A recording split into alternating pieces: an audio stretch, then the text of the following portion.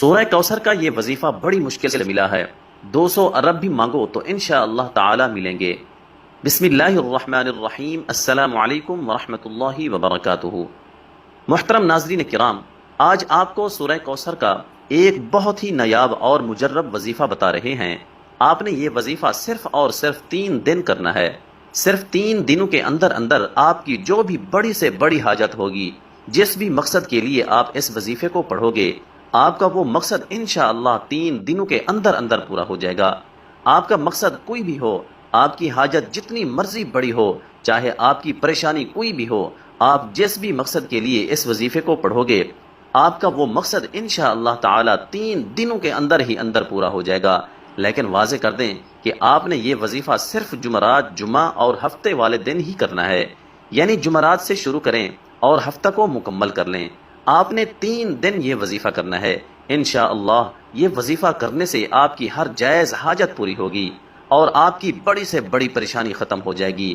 آپ چاہے یہ وظیفہ اپنی خود کی شادی کے لیے کر رہے ہیں یا پھر آپ کی بیٹیوں کی شادی نہیں ہو رہی، اس کے لیے کر رہے ہیں، انشاءاللہ تعالی آپ کو اس میں بھی کامیابی ملے گی۔ اگر آپ بے روزگار ہیں تو آپ اس کے لیے بھی یہ وظیفہ کر سکتے ہیں۔ اگر آپ کے دشمن ہیں اور ان سے چھٹکارا پانے کے لیے بھی آپ یہ وظیفہ کر سکتے ہیں۔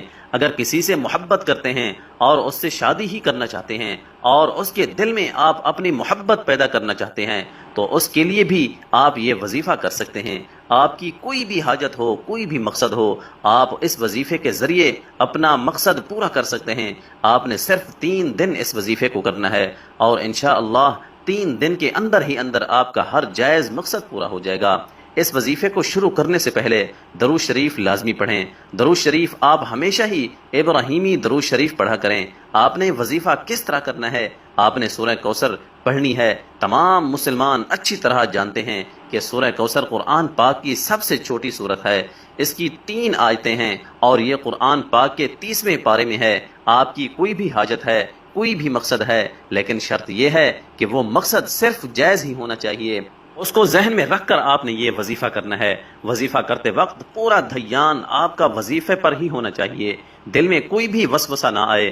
انشاءاللہ اس وظیفے کو کرنے کے بعد آپ کی اللہ سے مانگی ہر دعا قبول ہوگی۔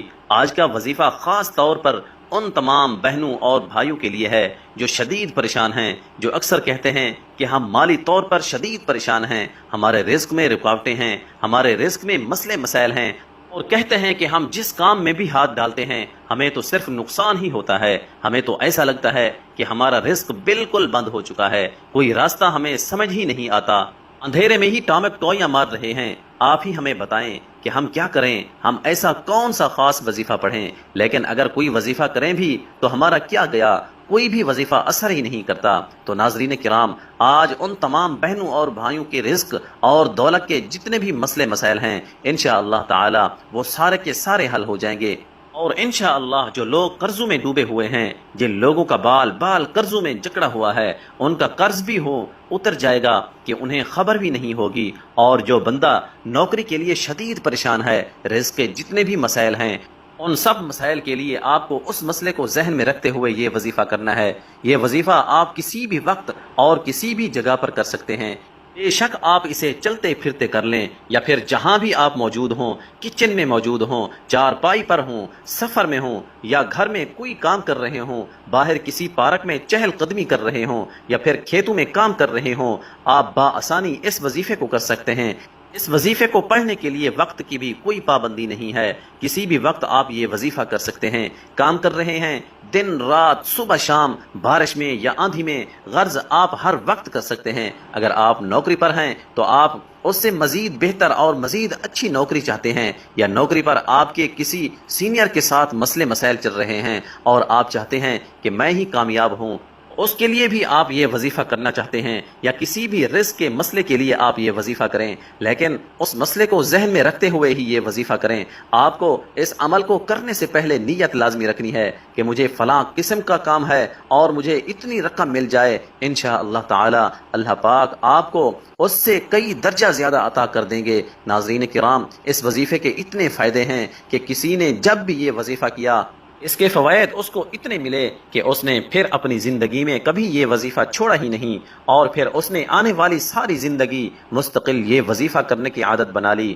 اور اب بھی وہ ان 3 دن لازمی یہ عمل کرتے ہیں۔ جب آپ لوگ سب سے پہلے یہ وظیفہ کرنے لگیں تو کوشش کریں کہ اس وقت بھی باوضو ہو جائیں۔ وضو کرنے کے بعد اگر آپ لوگ گھر میں موجود ہیں تو سکون سے ایک جگہ بیٹھ جائیں۔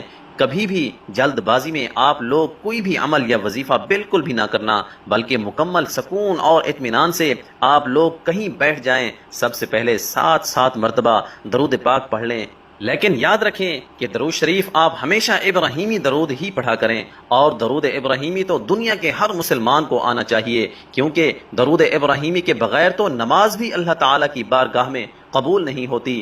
آپ سب ایک مرتبہ میرے ساتھ بھی درود ابراہیمی پڑھ لیں۔ اللہم صلی علی محمد وعلی آل محمد کما صلیت علی ابراہیم وعلی آل ابراہیم انک حمید مجید۔ اللہم بارک علی محمد وعلی آل محمد کما بارکت علی ابراہیم وعلی آل ابراہیم انک حمید مجید۔ جب 7 مرتبہ آپ درود ابراہیمی پڑھ لیں تو آپ سورہ کوثر کو 21 مرتبہ پڑھ لیجئے۔ انا اعطیناک الکوثر فصل لربک وانحر ان شانئک هو الابتر۔ ناظرین کرام، جب سورہ کوثر کو آپ لوگ 21 مرتبہ پڑھ لیں، اس کے بعد آپ کو 21 مرتبہ یا اللہ یا رحمان یا اللہ یا رحمان کا آپ لوگوں کو ذکر کرنا ہے۔ پھر اس کے بعد آپ کو دوبارہ سے 21 مرتبہ سورۃ کوثر پڑھیں، پھر 100 مرتبہ استغفر